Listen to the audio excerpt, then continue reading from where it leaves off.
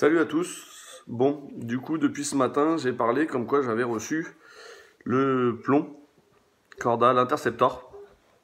Et vous avez été plusieurs à me demander comment ça se montait, à quoi ça servait, etc. Donc du coup, je vais faire une petite vidéo rapide juste pour expliquer à quoi ça sert et comment réaliser le montage. Donc après, on pourra pas le voir au bord de l'eau malheureusement suite au confinement. Mais bon, déjà, ça aidera pas mal à vous éclairer et savoir voilà, à quoi ça fonctionne, comment le monter, etc. Voilà. Bon, voilà. Alors, on se retrouve pour le montage. Donc, du coup, le plomb Interceptor. Donc, moi, je l'ai pris en 80 grammes. Après, il existe plusieurs poids. Hein. Là, je crois que c'est le plus lourd. Il y en a des beaucoup plus petits. Là, bon, c'est du fil. Un peu pour le zig, c'est du fil, donc, du coup, qui est flottant. Tac. Là, les hameçons. Donc pareil, j'ai pris les petits hameçons, moi c'est ceux qui me servent pour le zig d'habitude. Et là bon, une petite pince pour pouvoir faire les nœuds tout bêtement. Alors du coup, on va déjà prendre le plomb. Tac, on peut garder ça en vue pour ceux qui veulent. Donc du coup, le plomb, il est en plusieurs parties. Donc, déjà, on a l'émerillon qui vient au bout.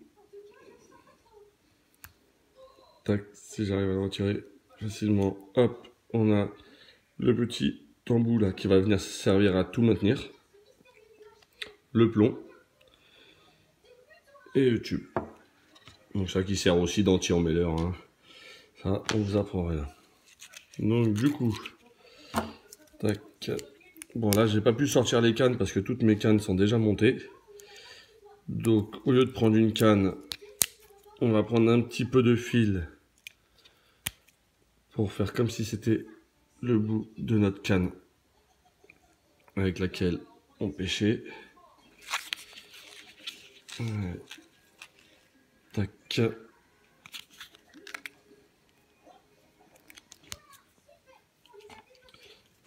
Tac. Donc là, on imagine que c'est le fil voilà, qu'on a au bout de notre canne et qu'on va faire notre montage. Donc du coup, on commence par le rentrer dans le plomb. Jusqu'à là, c'est tout simple. Voilà, notre plomb il est rentré. Tac. Ensuite, on rentre la tige.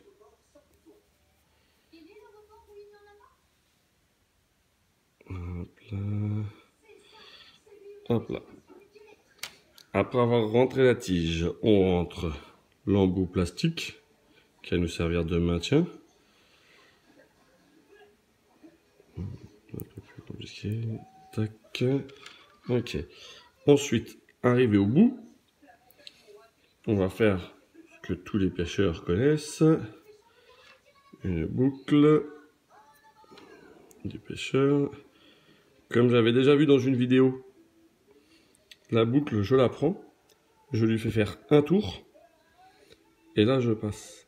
Ce qui me permet d'être plus résistant et de faire un nœud de 8. Donc maintenant, moi je fais tout le temps ça depuis que j'ai vu ça dans une vidéo. Au moins, il est vachement plus résistant, il tient mieux, et c'est tout simple à faire. Voilà, il suffit juste de tourner comme je viens de le faire, la boucle d'un tour. Donc voilà, on a notre boucle. Donc du coup, on récupère l'émerillon qui est aussi fourni avec, hein. Tout est bien fourni. On passe notre boucle à l'intérieur, tout simplement. Et en fait, ensuite, on vient tirer notre fil. Donc du coup, ça fait cela dans l'ordre. Donc là, il suffit de re-rentrer la tige à l'intérieur du plomb. Hop, on tire le fil. Voilà, et regardez, quand je vais tirer, en fait, je vais tirer le fil de ma canne. Hop, tout vient se mettre en place. Tout seul, en fait, voilà. Il y a juste à rentrer bien le plastique qui est au bout, qui sert de maintien. Et voilà, et en fait, vous avez l'émerillon, du coup, qui ressort comme ça. ça.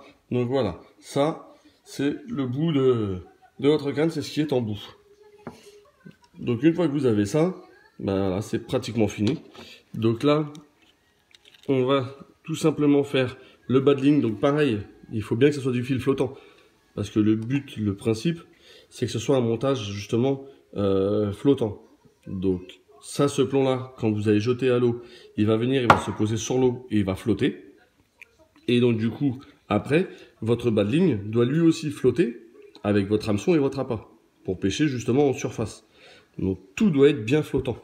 Si c'est pas flottant, ça sert à rien, quoi. Le montage il est fichu. Donc là, moi je vais prendre mes petits hameçons. Hop là, si j'y arrive, ça va recoller.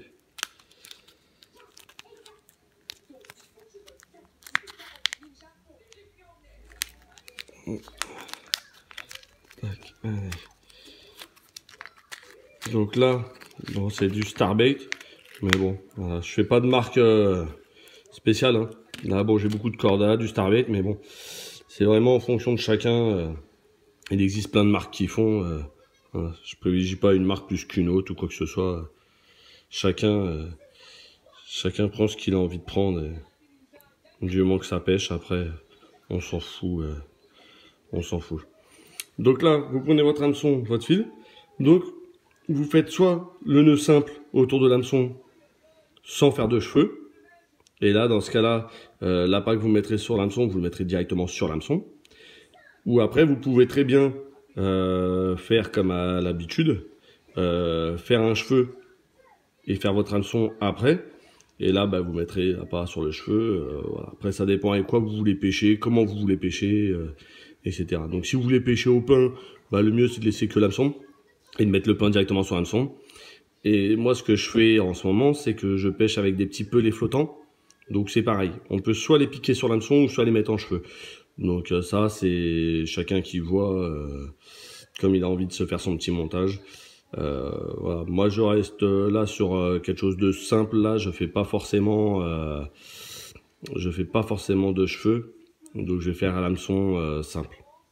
Allez, on se retrouve après. Donc voilà.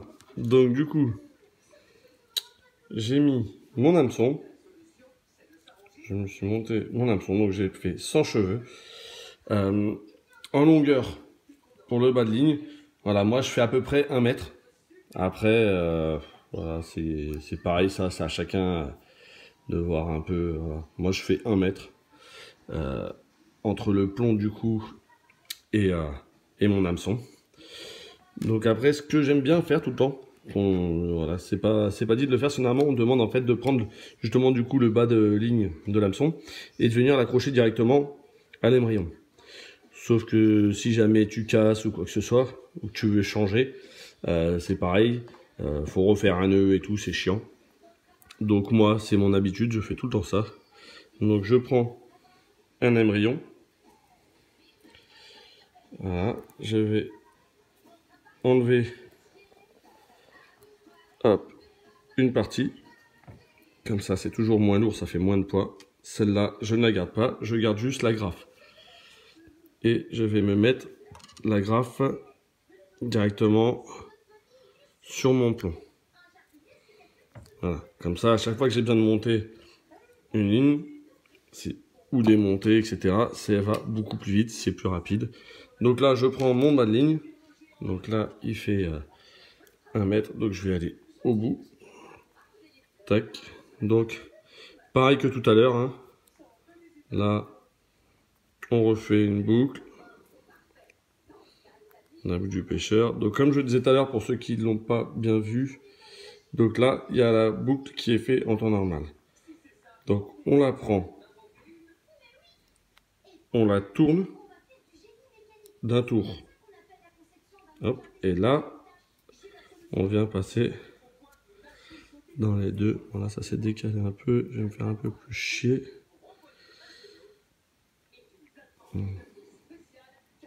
Attendez, je me reprends. Hop là. Hop là. Et ce qu'il va faire, ça va nous permettre de faire un nœud de 8. Donc là, pareil que tout à l'heure, on le serre bien. Hop, je vais venir couper l'excédent. Hop là. Et donc là, du coup, il me reste plus qu'à venir, hop, donc du coup l'accrocher sur mon agrafe.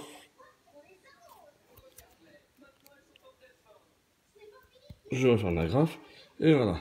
Donc du coup, là c'est le fil de ma ligne, le plomb, et là au bout j'ai mis mon bas de ligne avec au bout mon hameçon. Donc là après sur l'hameçon, comme je disais, du coup vous mettez l'appât que vous voulez, mais il faut que ce soit quelque chose qui flotte. Donc du pain, ils font des petits pelets flottants spécialement conçus pour. Donc j'ai déjà mis sur Facebook celles avec lesquelles moi j'aime bien pêcher. Après là il en existe plein. Donc des pelets flottants. Vous pouvez même mettre des petites bouillettes flottantes. Avec le cheveu, vous mettez le cheveu et vous mettez une petite bouillette en 10 ou en 12, une petite bouillette flottante. Voilà. Mais bon, faut que ça reste flottant, faut que tout flotte. Donc en fait, quand je vais lancer à l'eau, maintenant, donc ça va venir se poser sur l'eau, il va flotter sur l'eau. Et justement, vu qu'il fait 80 grammes, moi ça va pouvoir me permettre de lancer assez loin. Parce que souvent on pêche au bord, on pêche sur des bordures. Donc il n'y a pas besoin d'avoir de pont ni rien, on va jeter directement sur la bordure où on pêche et voilà, on pêche en surface. Là, au final, si jamais vous voyez des poissons qui sont, je sais pas, vous pêchez sur un petit lac, mais vous voyez des poissons, ils sont à 100 mètres, 150 mètres de vous, en surface, en train de se badigeonner au soleil, ben, grâce à ce plomb de 80 grammes, vous pouvez lancer loin. Donc vous pourrez arriver au milieu du lac, vous allez poser ça sur l'eau, donc il va flotter. Après, il ne sert pas de bouchon. Faut pas attendre que celui-là coule pour faire le poisson et avoir un poisson. Il sert pas de bouchon, il sert juste vraiment à faire la flottaison. Donc après du coup j'ai mon bas de ligne, donc du coup avec du fil, moi c'est du fil zig, donc c'est du fil justement qui a un fort pouvoir de flottaison.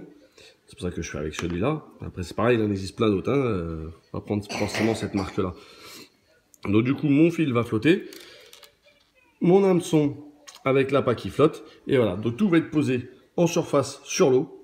Et là, il vous reste plus qu'à appâter un petit peu, donc pareil avec des petits pelets flottants ou du pain ou n'importe quoi.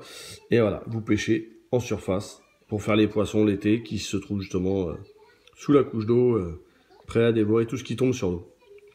Voilà.